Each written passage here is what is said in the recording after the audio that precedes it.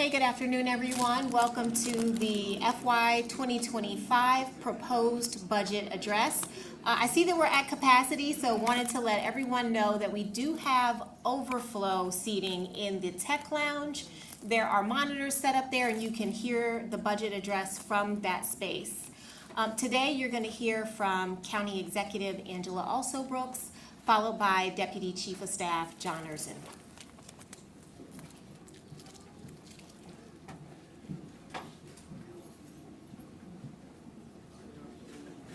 Hello and good afternoon, everyone. Good afternoon. Welcome to our annual budget presentation. Today we will discuss our priorities in the fiscal year 2025. Creating this annual budget requires our government to come together and think hard about our priorities over the coming year. This process requires a great deal of engagement from across our county and a lot of hard work to develop a budget that demonstrates fiscal discipline. I want to thank everyone involved in this process for their input and thank them for their hard work. This year, our total budget grew by 1%.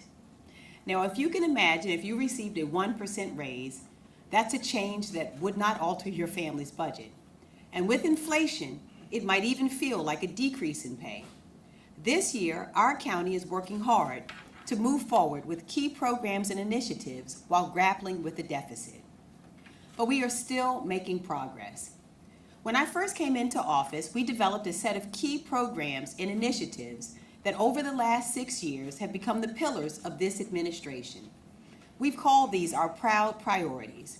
They include education, youth development, quality of life supported by high-performance government, economic development, healthy communities, and safe neighborhoods.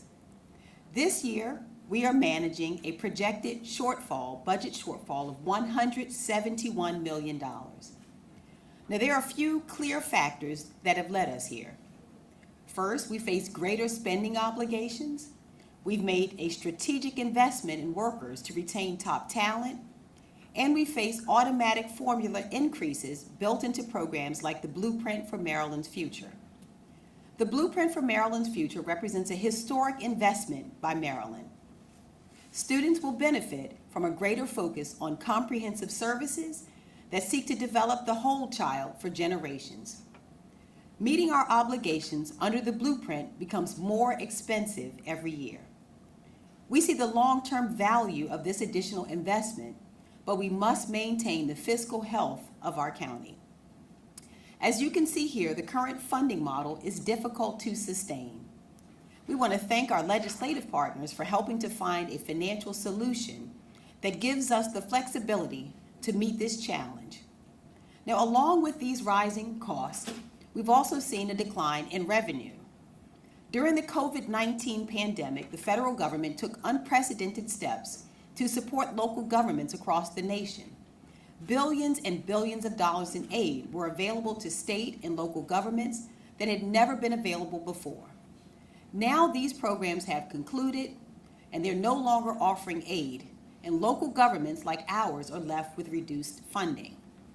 In addition to this normalization process, we're facing historically high interest rates. These higher interest rates impact all areas of the economy, including things like auto loans, home purchases, and construction. And for that matter, new construction and real estate transactions are typically a large source of revenue. This year, we've received lower revenues from transfer and recordation taxes, which are tied to real property transactions. We've also seen a decline in income tax revenue. And although there are some signs, we know that these revenues are beginning to grow. I'll come back to it for a moment, but we are seeing also the decrease in income taxes.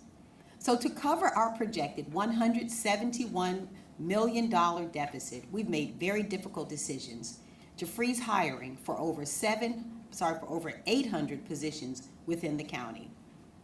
This year's budget includes cuts to almost every county agency except for public safety and the Prince George's County Public School System. Most departments will see a decrease in dollars year over year, and some programs and initiatives will face reductions. But even as we confront this huge deficit, there's still plenty of investments we're making in the future of our community. Have we had to make cuts? Yes. but we've made these cuts in a responsible way that protects our county. We fought to protect services that our neighbors depend on. We called on lawmakers from across the county to help us close our budget deficit. And I want to thank our local delegation for helping us make changes to the local telecommunications and energy taxes. These changes gave us flexibility to cover the rising cost of the blueprint for Maryland's future. They're a tool that will help us to balance the budget in years to come. Without these changes, we could have had much deeper cuts that would have jeopardized our credit rating, our ability to pay salaries, litter pickup, funding for libraries, grants to nonprofits, and summer programs for our children. Education is our top priority for this administration. And even with this legislation, the school system will still receive $53 million additional dollars between the state and the county funds than last year. Yes, that's a smaller increase than the school system was expected, but it is an increase of $53 million combined from the state and the county. But for context, most of our non-public safety agencies are facing cuts. We froze over 800 positions, deferred equipment replacement, delayed capital projects, reduced 19 department budgets, and flat out canceled American Rescue Plan projects to close the gap. And thanks to the tax changes, we've managed to protect key investments that our residents have come to depend on. And we have reason to be optimistic about the future in Prince George's County. The pandemic created historic change. And in Prince George's County, one of those changes was a reduction in income tax revenue. But as I mentioned before, we're seeing that revenue begin to grow again. And it's a sign that our local economy remains strong. Prior to the pandemic, we were the jobs engine of Maryland.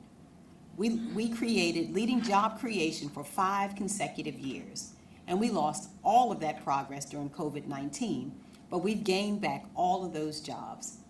We've adopted policies and supported programs to ensure that Prince George's County remains the economic engine for the state of Maryland.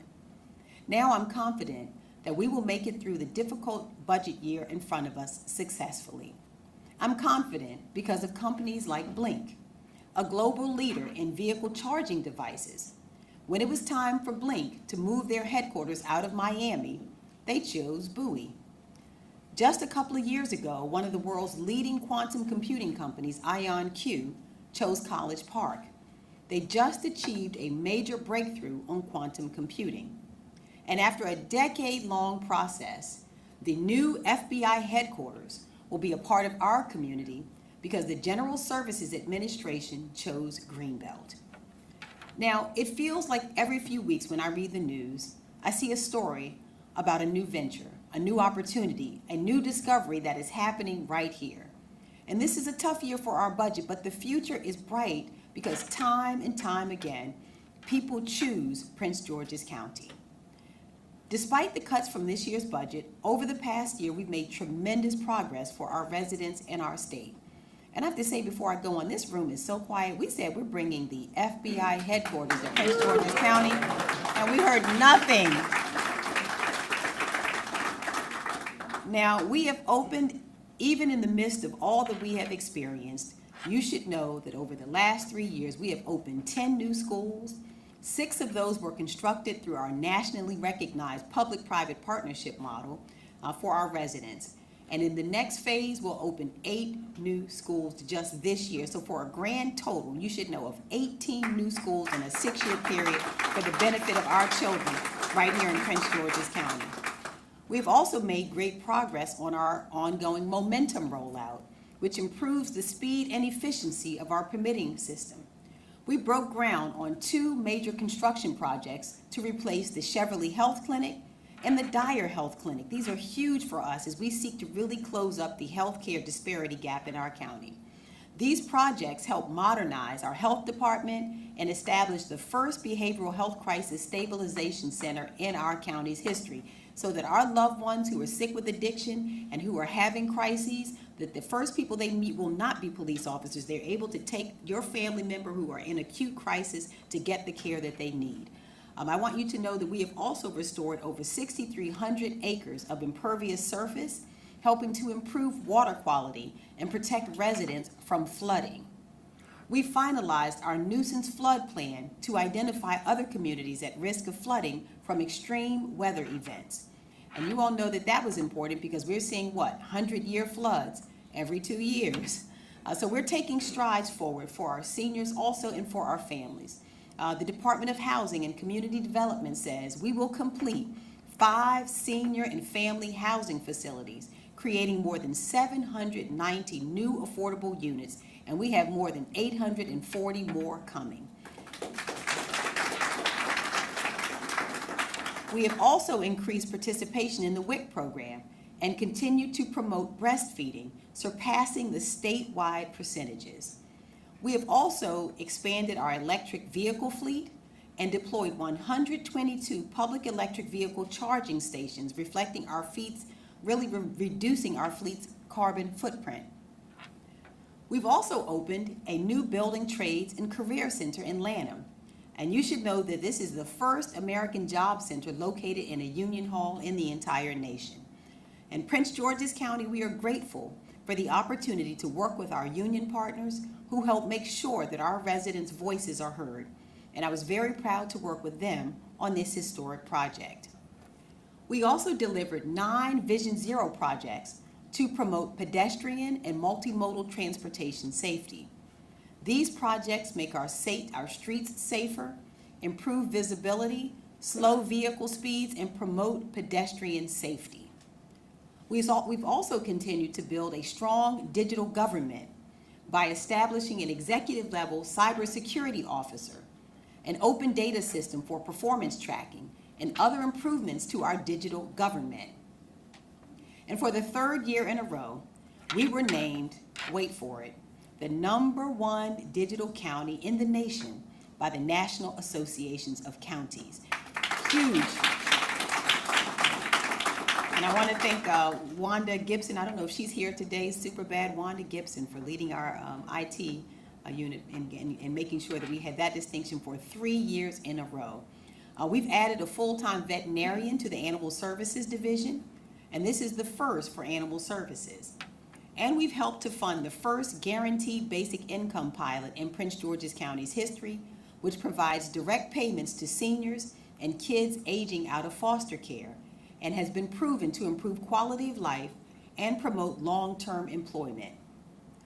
Now you'll see here that we have a snapshot of all funds from fiscal year 2023 to our proposed budget for fiscal year 2025.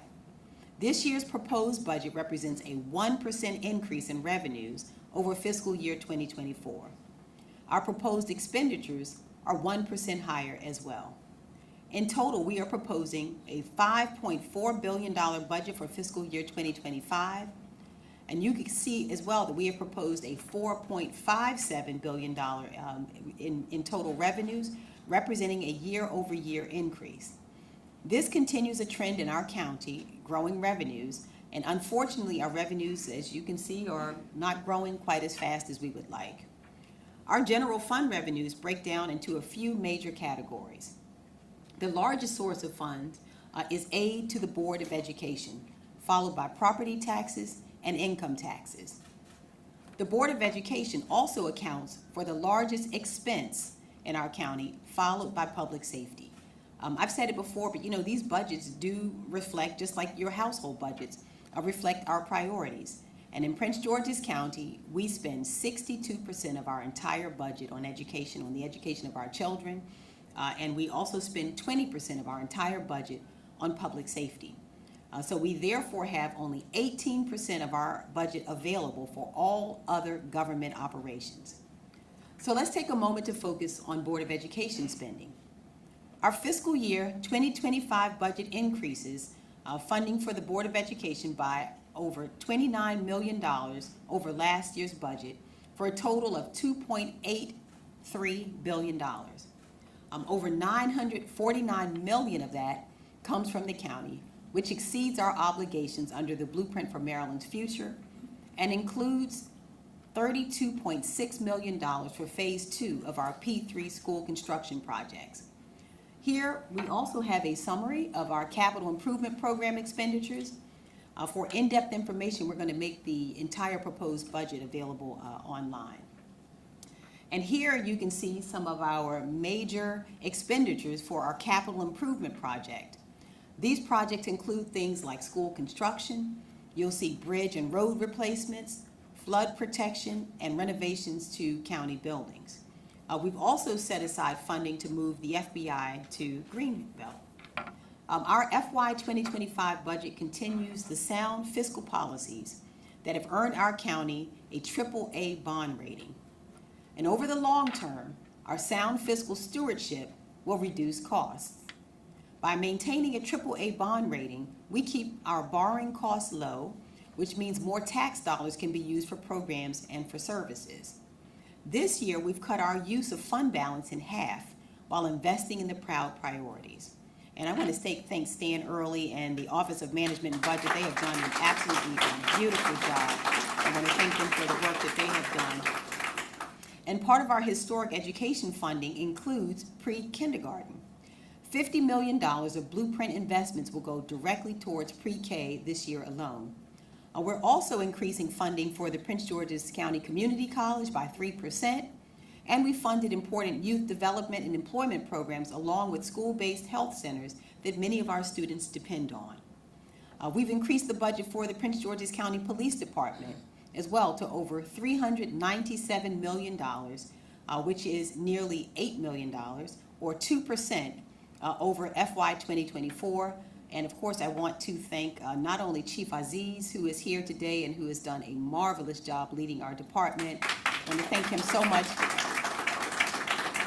In spite of his affiliation with the Dallas Cowboys, which I never let him forget about, as well as Chief Tiffany Green from Fire Service. I want to thank you so much also for their leadership. And I would be remiss also, we have our super incredible chair and vice chair of our county council. I want to thank Council Member Jolene Ivy so much for her leadership and for being present. And Vice Chair Sidney Harrison, I want to thank you and the council for all the work that you have done as well. So this increased funding that we just spoke about supports 2 recruit classes of 50 in our police department for a total of 100 new police recruits.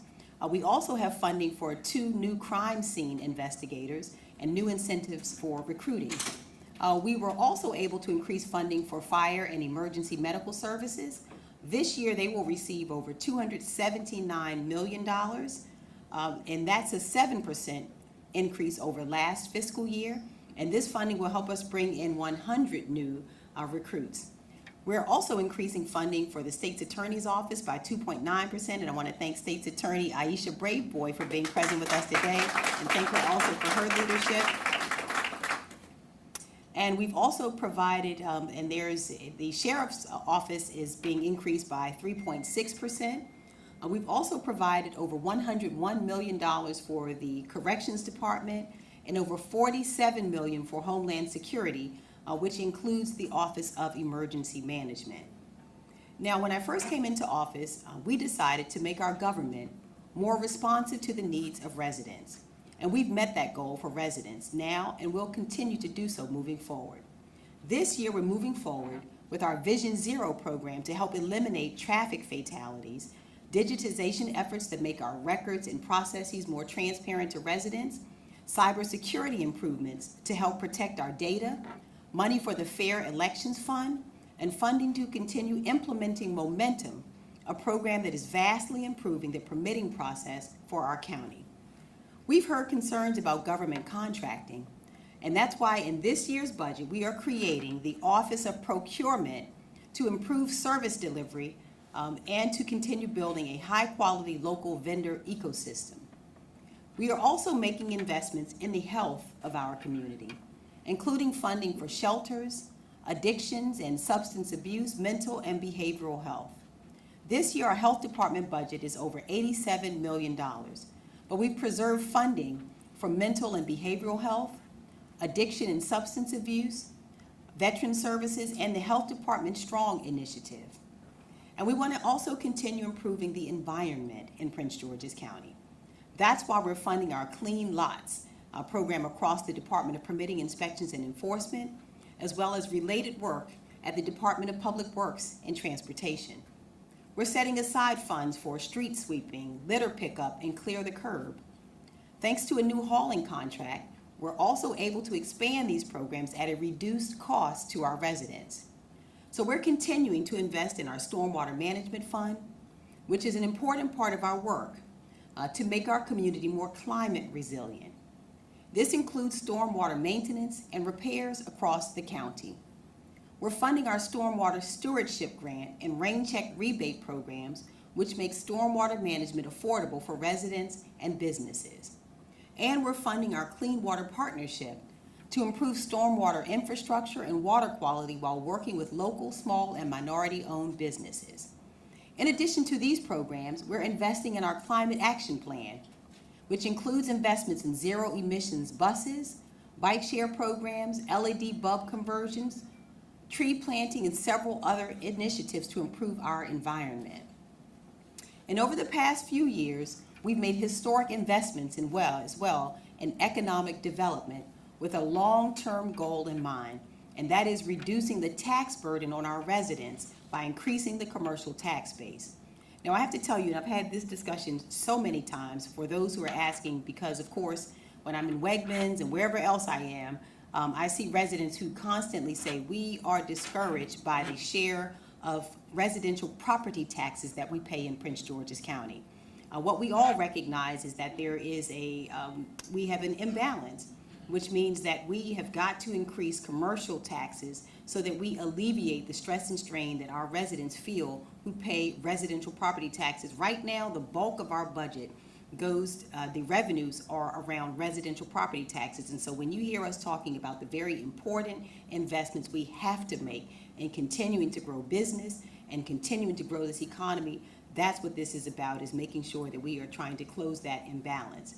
We know that the investments that we're making also help bring new amenities and opportunities for our residents to enjoy where they live.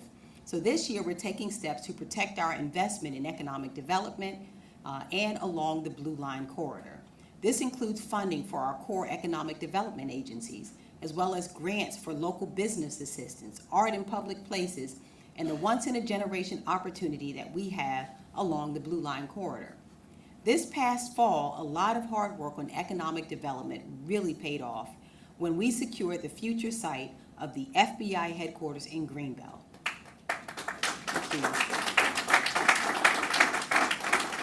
Now, this project, along with all of the others that we have across the county, will create a once-in-a-generation economic opportunity for our county. In our fiscal 2025 budget, we took steps to overcome a very large deficit. And in taking this challenge head on, we fought tooth and nail to protect our discretionary funds so that we could provide services that we all depend on every day. Prince George's County has a bright future. We've created greater access to education, greater access to health care, and greater access to new amenities that improve the quality of life for all of us. We've seen billions of dollars of new investments in our community in a short time, and those investments will continue to pay off over the long term. The budget that I have presented here prioritizes programs that make the biggest difference in our lives, both now and in the future. And we put residents' needs first, exercise fiscal responsibility, and protected working families. With this budget, we will continue to help our county grow and help our county thrive.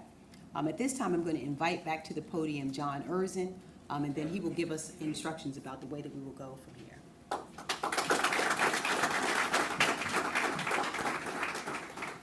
All right, thank you, everybody. I just want to thank all of you for being here today and taking time out to join us as the county executive has presented her proposed budget for fiscal year 2025. And to those watching online as well, we thank you. I'm sure people have plenty of questions, and we want to have some time for that. For members of the media, I would ask that you follow Taylor Brown, who is in the back there, and she's going to take you to where we're going to set up the press gaggle.